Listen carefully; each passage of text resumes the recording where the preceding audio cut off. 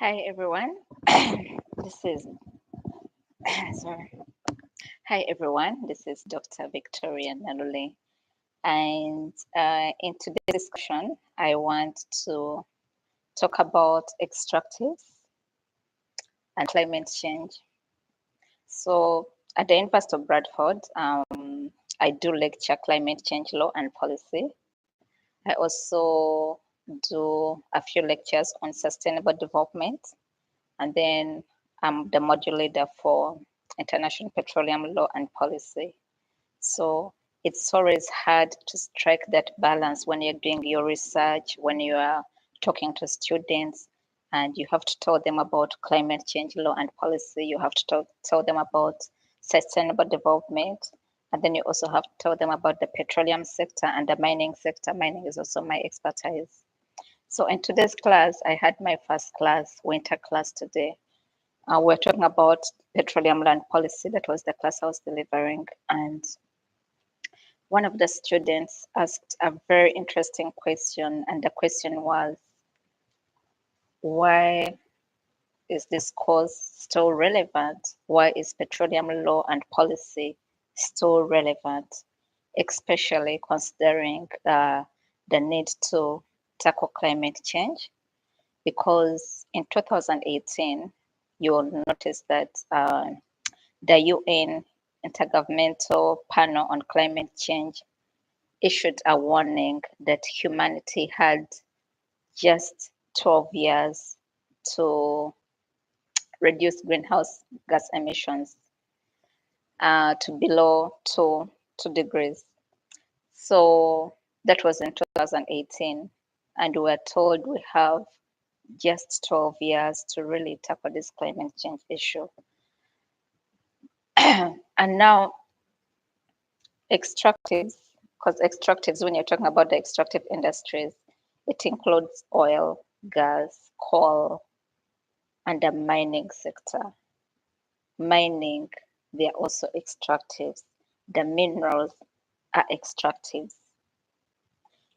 So how are we going to strike a balance between managing the extractive industries and managing climate change? If we have like 12 years now, it's actually less than 12 years because the warning was issued in 2018. So when I was responding to that question, it reminded me of the various expert executive trainings I always offer to government officials and other professionals. You will see in the news that the focus is really to stop fossil fuels. The demand is you have to immediately stop the extractive industries. But now the question is, what is the reality? Can we survive without extractives? And if you take some time to do your own research, just go ahead, do your own research, look around you, and be genuine.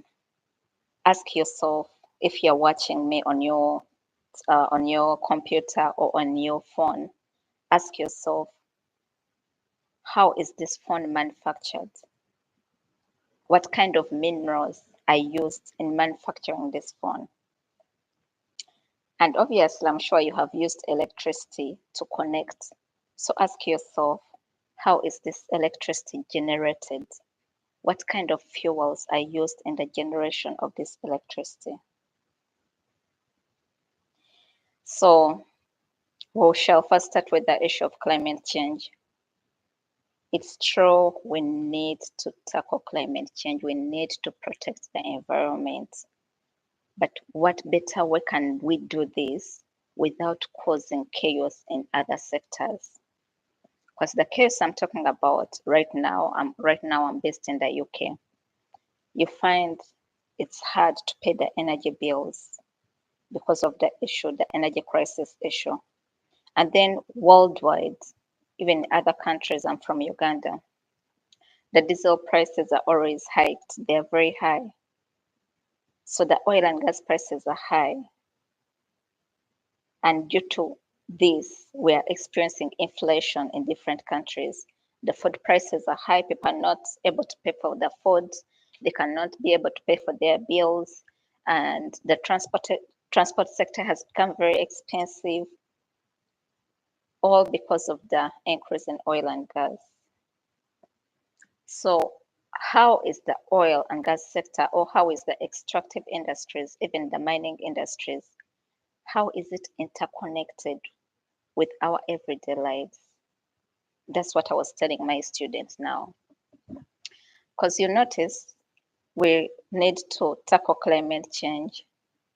And in order for us to tackle climate change, we would need to effectively transition to a low carbon economy. That is what most people call energy transitions. And energy transitions would mean, the complete energy transition would mean you'll stay away from fossil fuels and only utilize renewable energy. Now let's talk about the renewable energy. The different types of renewable energy. There is solar energy, wind energy, hydropower. And the argument that most people would give, most climate change activists, I'm a scholar on climate change, I'm not an activist. I'm a scholar. I believe in research and also striking a balance on these issues. They would say you don't need fossil fuels, you don't need extractives, we can utilize the renewable energy. But how are you going to utilize solar energy if you need solar panels? What kind of minerals? Now we just go back and look on the internet. What kind of minerals are used in the manufacturing of solar panels? What kind of minerals are used in the manufacturing of wind turbines? Now let's go to hydropower, because most people talk about electricity. But remember, with electricity, you need the interconnectivity. You need the electricity transmission lines. So what kind of minerals are used in the manufacturing of those transmission lines? Now, that is connecting us to the mining sector, which most people would call critical minerals.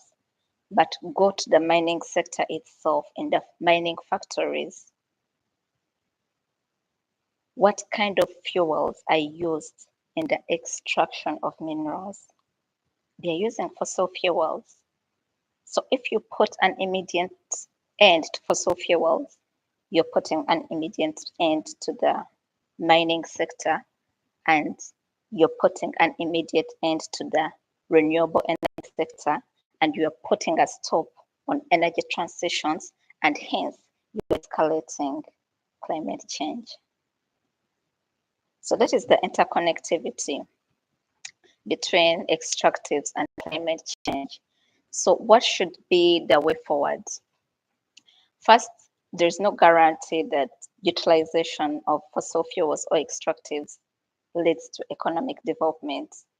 We have seen many countries that have these resources and they haven't benefited economically.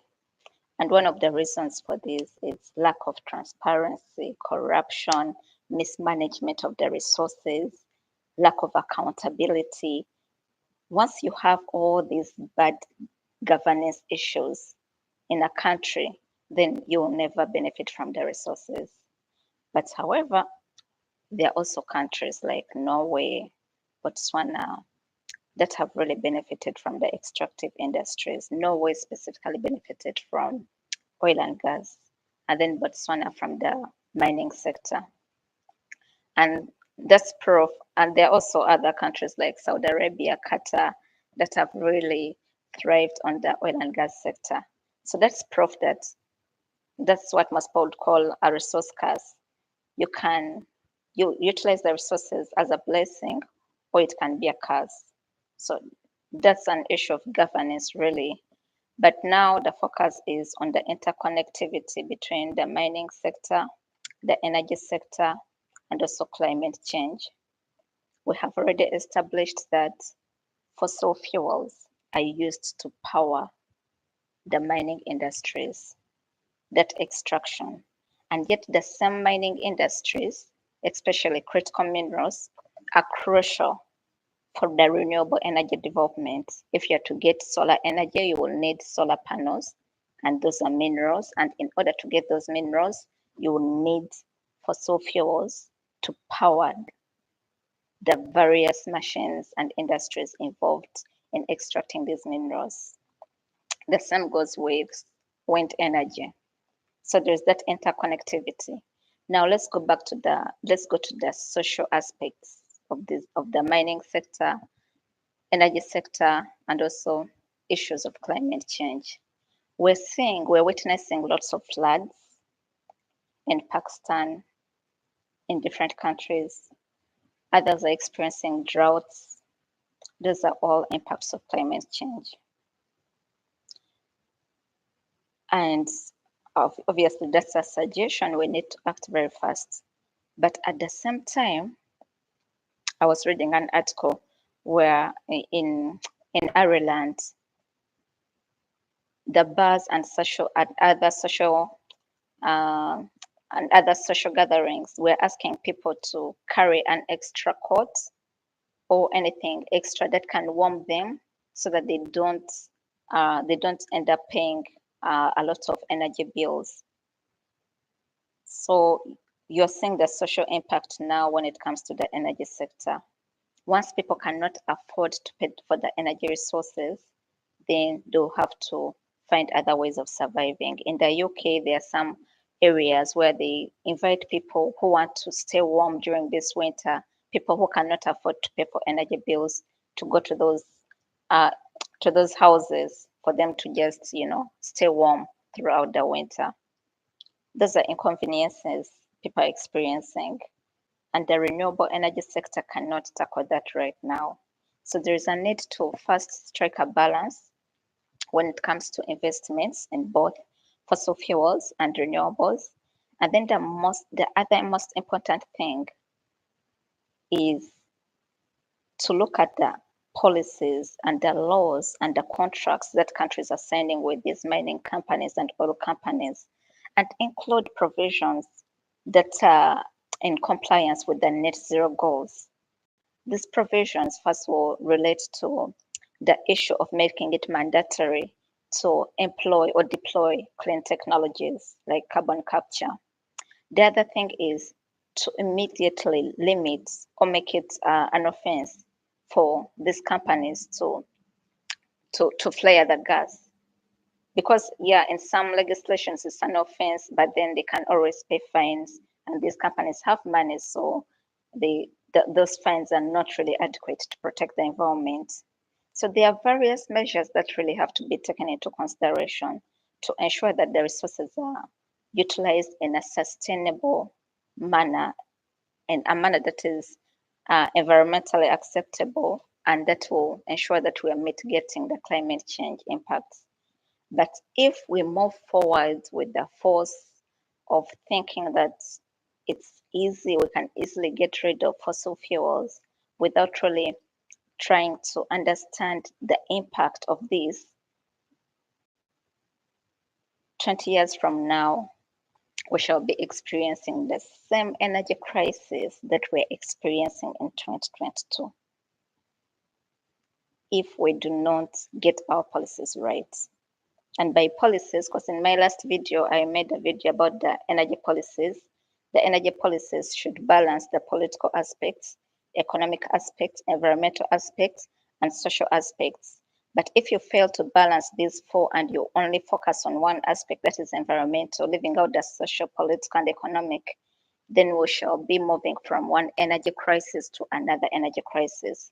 We shall be making targets at the international level, making promises about net zero, and those promises will never be met, because we have seen that faced with an energy crisis, countries will put their net zero targets aside and be able to first tackle the energy crisis, because if you don't, you'll see strikes and protests like we have seen in Germany because of the increasing cost of living.